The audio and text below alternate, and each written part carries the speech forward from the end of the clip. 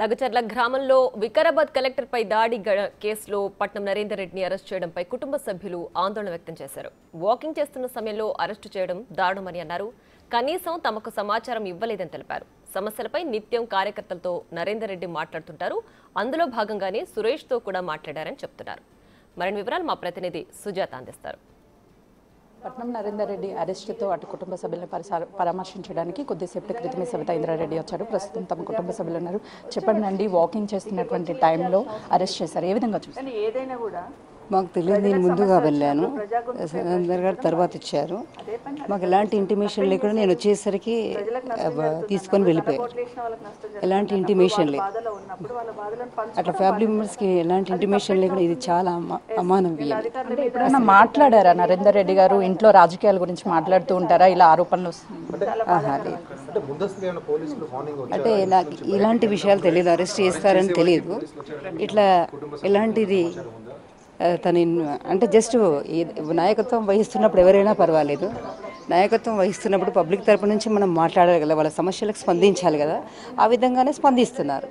ఈ టైంలో కాకుండా ఎటువంటి టైంలో అయినా ఆయన స్పందిస్తారు కాబట్టి అలా స్పందించారు. కానీ ఇట్లా కేసు ఫైల్ చేశారని తెలుసు, కానీ ఇట్లా అరెస్ట్ చేస్తారని మనకి ఎలాంటి ఇంటిమేషన్ లేదు. అంటే ఇది చాలా స్పష్టంగా నరేందర్ రెడ్డి గారు మాట్లాడారు. సురేష్తో ఈ ఘటనకి సంబంధించి పాత్ర ఉంది అంటున్నారు. మీకు ఏమైనా ఇంటిమేషన్? నాకు తెలియదు. సురేష్ కార్యకర్త, నార్మల్ కార్యకర్త. అందరు కార్యకర్తలతో మాట్లాడతారు, అందరితో స్పందిస్తారు. వాళ్ళు ఏ సమస్యలున్నా తను పరిష్కరిస్తారు. అది సహజం, అది రొటీన్గా జరిగేది. స్పందించాలి కదా, ఎటువంటి టైంలో అయినా స్పందించాలి కదా. స్పందించారు.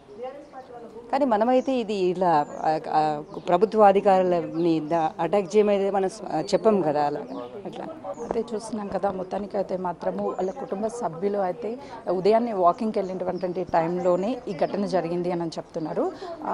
కార్యకర్తలు కూడా పెద్ద ఎత్తున తమ ఇంటి వద్దకు చేరుకున్నారు. ఉదయం నుంచే వాళ్ళ కుటుంబ సభ్యులని పరామర్శించేందుకు అటు సవితా ఇంద్రారెడ్డితో పాటు మాజీ ఎమ్మెల్యేలు, మంత్రులు ఒక్కొక్కరిగా అయితే మాత్రం ఇంటి వద్దకు చేరుకుంటున్నారు. ఏదైతే అటు సురేష్కి సంబంధించి 42 సార్లు కాల్ మాట్లాడారు అని డేటాల ఆధారంగానే అటు పోలీసులు అయితే మాత్రము మొత్తానికి ఇటు నరేందర్ రెడ్డిని అదుపులోకి తీసుకొని విచారిస్తున్నటువంటి పరిస్థితి ఉంది.